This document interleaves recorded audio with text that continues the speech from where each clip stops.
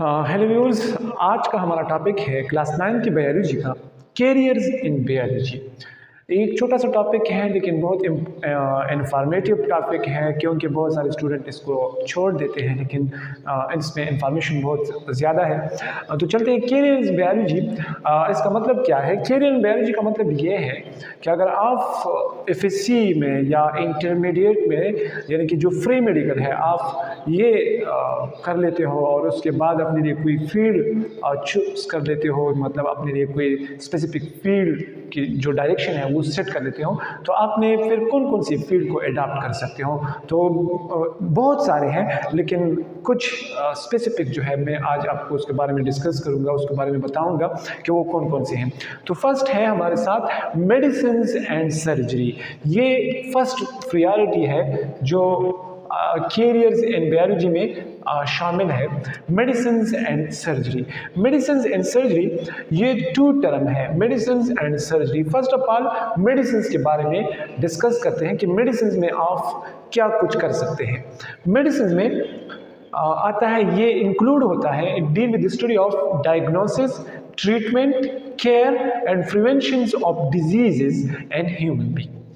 यानी कि मेडिसिन की फील्ड में, यानी जो मेडिसिन है इसमें आप डायग्नोज कर सकते हैं, किसी डिजीज़ के हवाले से आप ये तशखीस कर सकते हैं कि फॉर एग्जांपल एक बच्ची के पेट में दर्द है, तो ये दर्द किस वजह से है, ये हमारे साथ डायग्नोसिस है। फिर इसके बाद हम ट्रीटमेंट कर देते हैं। ट्रीटमेंट मीन्स कि अब इसका इलाज क्या है, इसके लिए कौन कौन सी दवाइयाँ जो अवेलेबल है वो किस तरह कवर होते हैं, इसके लिए कौन कौन सी वैक्सीन अवेलेबल है, तो ये हमारे साथ इसकी ट्रीटमेंट है। फिर उसका केयर किस तरह करना है और प्रिवेंशन किस तरह करना है, तो ये हमारे साथ एक मेडिसिन की फील्ड में आते हैं जो सिर्फ और सिर्फ ह्यूमन बीइंग के हवाले से इंफॉर्मेशन अवेलेबल होते हैं। ह्यूमन बीइंग की जितनी भी डिजीज़ रिलेटेड है, उसकी डायग्नोसिस है, उसकी ट्रीटमेंट है, उसका मतलब प्रिवेंशन है, किस तरह करना है, तो ये हमारे साथ मेडिसिन में आता है।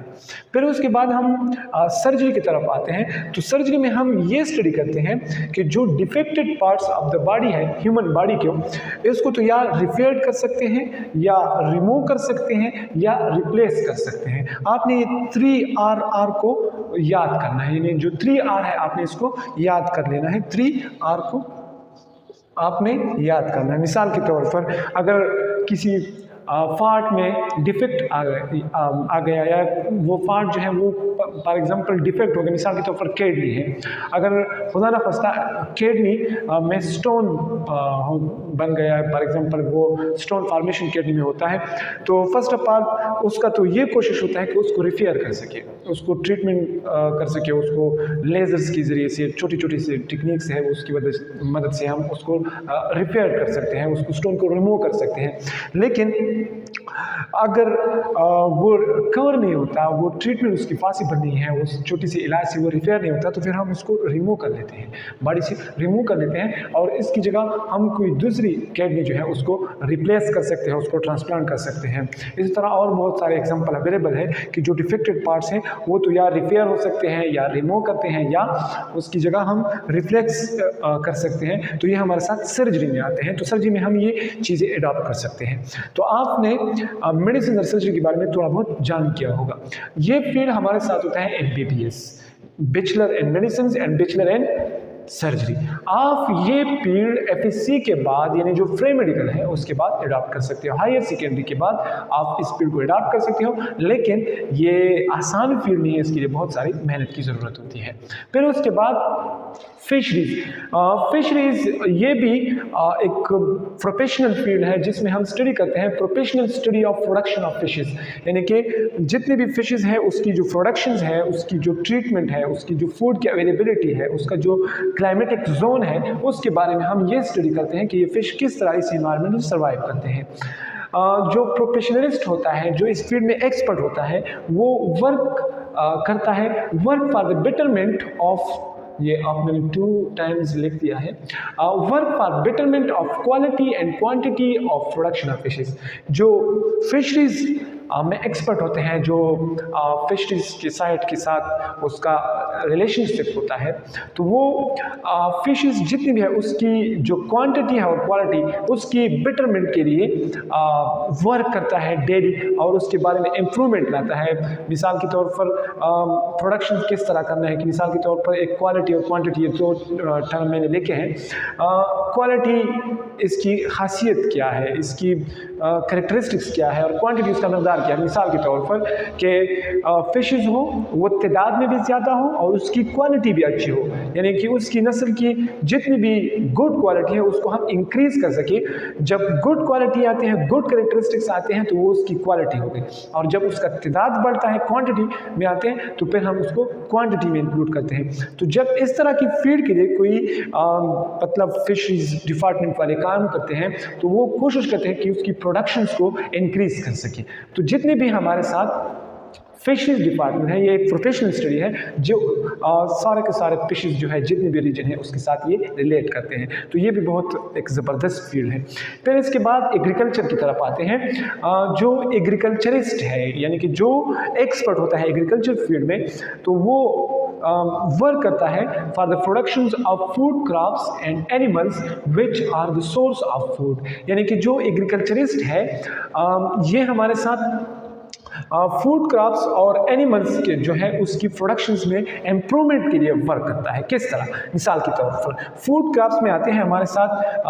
फूड क्रॉप्स मिसाल के तौर पर हमारे साथ हो गए वीट, इसके अलावा हमारे साथ मेज, राइस, ये हमारे साथ फूड क्रॉप्स है।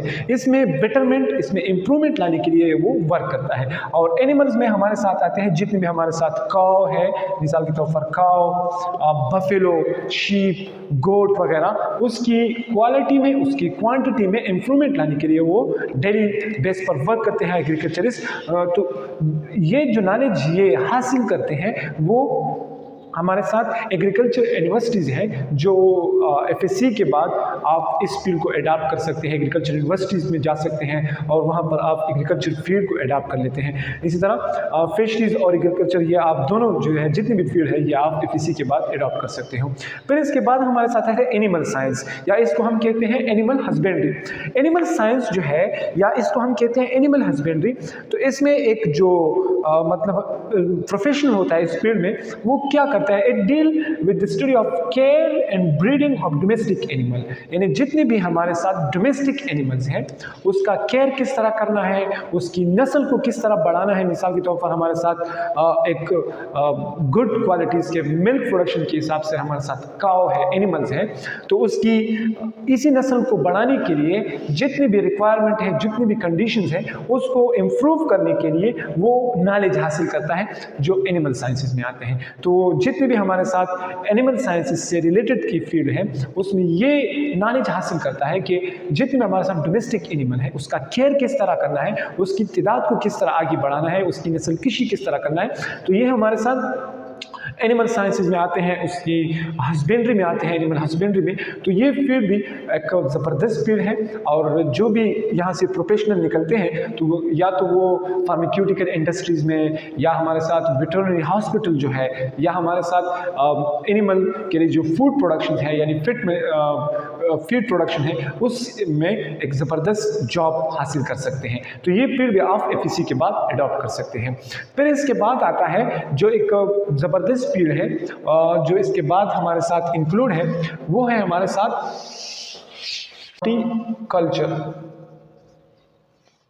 Horticulture 5 number.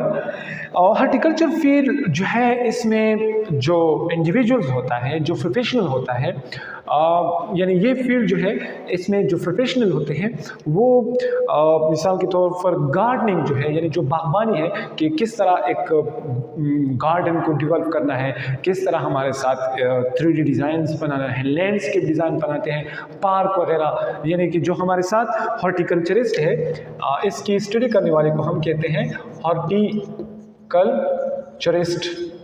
यानी कि जो हॉर्टिकल्चरिस्ट है वो ये नॉलेज हासिल करता है कि जितनी भी हमारे साथ गार्डनिंग है, गार्डनिंग यानी कि बागबानी जिसको हम कहते हैं, जिसको हम माली कहते हैं, वो ये फील्ड में एक्सपर्ट होता है और सारा का सारा नॉलेज वो हॉर्टिकल्चर के हवाले से जितनी भी हमारे साथ बागबानी होती है, जितनी भी हमारे साथ पार्क वगैरह या गार्डन वगैरह, उसकी जो फ्लावर प्रोडक्शंस है, फ्रूट प्रोडक्शंस है, उसको किस तरह डिज़ाइंस करना है, तो वो भी इसी फील्ड को अडॉप्ट कर सकते हैं FSC के बाद। इसके बाद हमारे साथ आता है फार्मिंग या फॉरेस्ट्री में जो फॉरेस्ट्री फील्ड है, फॉरेस्ट्री में ये होता है कि फॉरेस्ट को किस तरह मैनेज करना है और किस तरह उसकी मैनेजमेंट के अलावा उसको किस तरह उसमें इम्प्रूवमेंट लाना है और उसको किस तरह बेटर करना है, बेटर एनवायरनमेंट प्रोवाइड करना है फॉर वाइल्ड लाइफ और इसके अलावा रिक्रिएशनल स्पॉट। यानी कि जो फॉरेस्ट्री है, फॉरेस्ट में आप ये स्टडी करोगे कि फॉरेस्ट को किस तरह मैनेज करना है, उसको किस तरह डेवलप करना है, इसके अलावा उसमें जितने भी हमारे साथ वाइल्ड लाइफ है उसकी हैबिटाट को किस तरह प्रोटेक्ट करना है, इसके अलावा उसमें रिक्रिएशनल स्पॉट जो है उसको किस तरह प्रोटेक्ट करना है और इसके अलावा जो टिम्बर माफियाज हैं उससे इसी से किस तरह प्रोटेक्ट करना है। तो ये सारे के सारे जितने भी फील्ड है ये आप FSC के बाद अडॉप्ट कर सकते हो और ये जो कैरियर्स हैं ये बायोलॉजी से रिलेटेड है, तो आप बायोलॉजी करके FSC में ये फील्ड किसी भी फील्ड में आप जा सकते हैं। Thanks for watching.